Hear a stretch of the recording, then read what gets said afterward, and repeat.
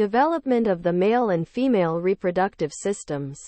The development of the reproductive systems begins soon after fertilization of the egg, with primordial gonads beginning to develop approximately 1 month after conception.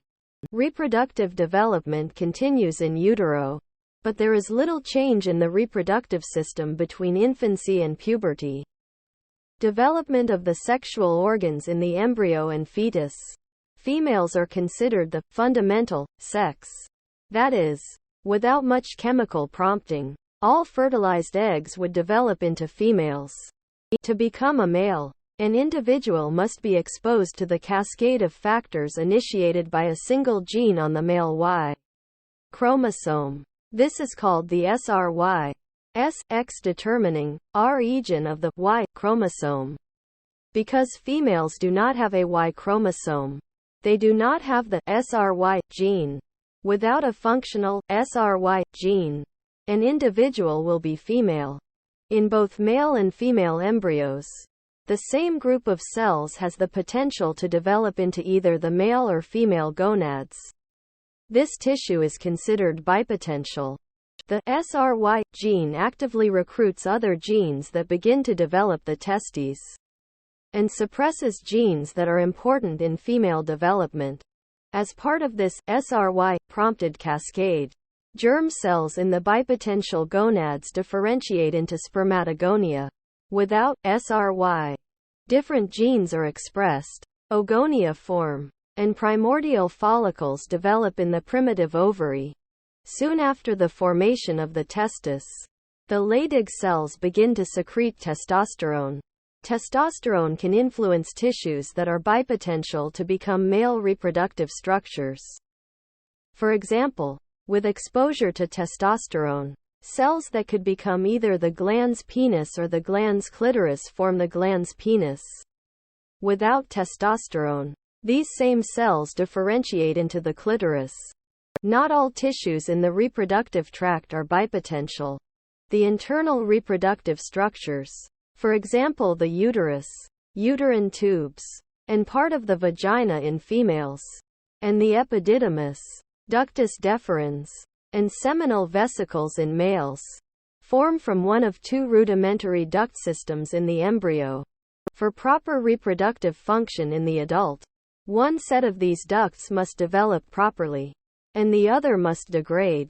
In males, secretions from sustentacular cells trigger a degradation of the female duct, called the Müllerian duct.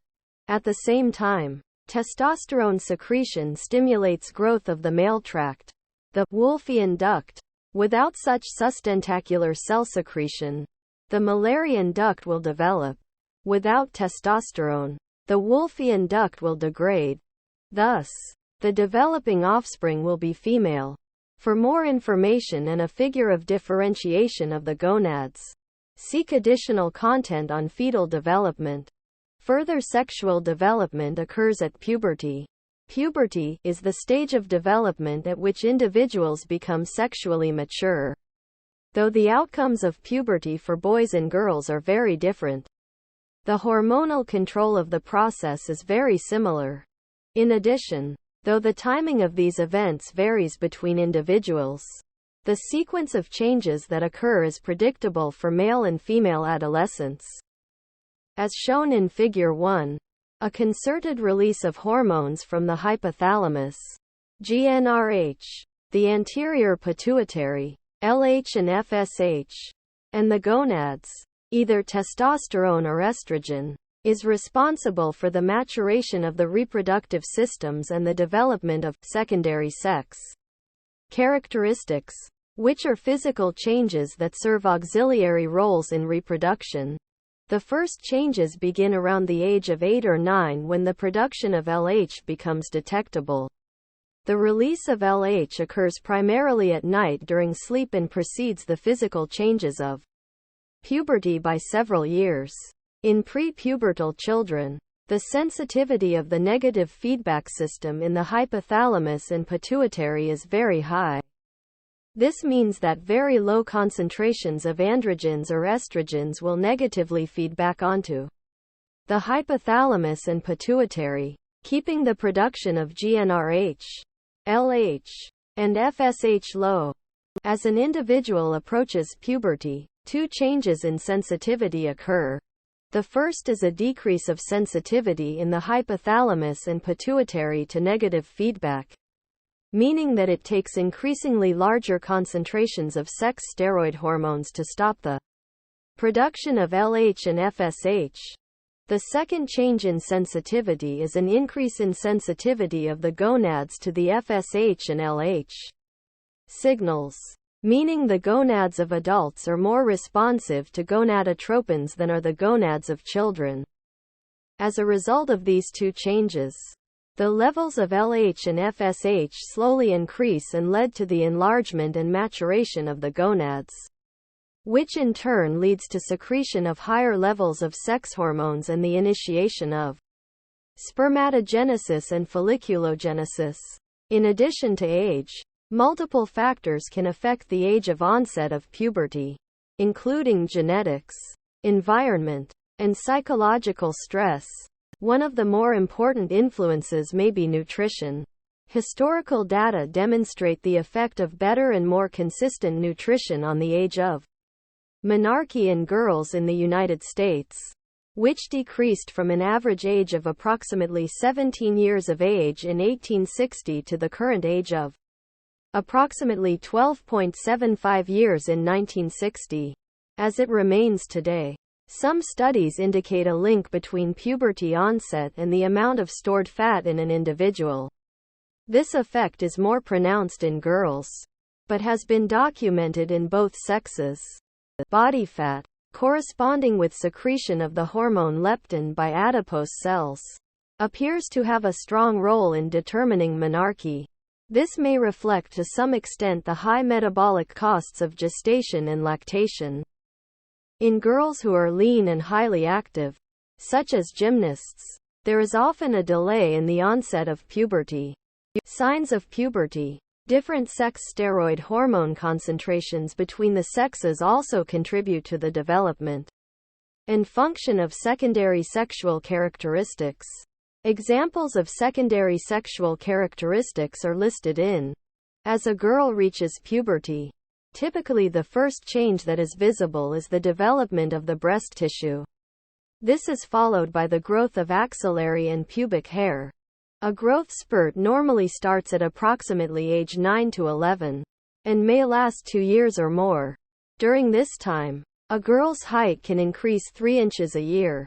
The next step in puberty is menarche, the start of menstruation. In boys, the growth of the testes is typically the first physical sign of the beginning of puberty, which is followed by growth and pigmentation of the scrotum and growth of the penis. The next step is the growth of hair, including armpit, pubic, chest, and facial hair. Testosterone stimulates the growth of the larynx and thickening and lengthening of the vocal folds, which causes the voice to drop in pitch. The first fertile ejaculations typically appear at approximately 15 years of age, but this age can vary widely across individual boys. Unlike the early growth spurt observed in females, the male growth spurt occurs toward the end of puberty, at approximately age 11 to 13, and a boy's height can increase as much as 4 inches a year. In some males, pubertal development can continue through the early 20s. Chapter Review. The reproductive systems of males and females begin to develop soon after conception.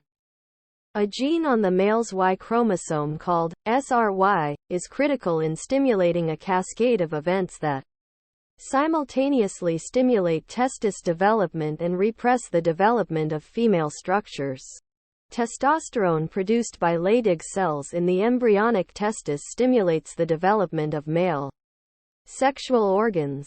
If testosterone is not present, female sexual organs will develop, whereas the gonads and some other reproductive tissues are considered bipotential. The tissue that forms the internal reproductive structure stems from ducts that will develop into only male, Wolffian, or female, Müllerian, structures. To be able to reproduce as an adult, One of these systems must develop properly and the other must degrade. Further development of the reproductive systems occurs at puberty. The initiation of the changes that occur in puberty is the result of a decrease in sensitivity to negative feedback in the hypothalamus and pituitary gland, and an increase in sensitivity of the gonads to FSH and LH stimulation. These changes lead to increases in either estrogen or testosterone in female and male adolescents, respectively. The increase in sex steroid hormones leads to maturation of the gonads and other reproductive organs. The initiation of spermatogenesis begins in boys, and girls begin ovulating and menstruating.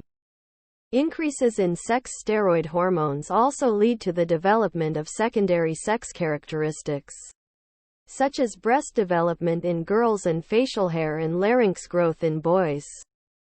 Make sure to smash the like and subscribe buttons to receive notifications all new contents.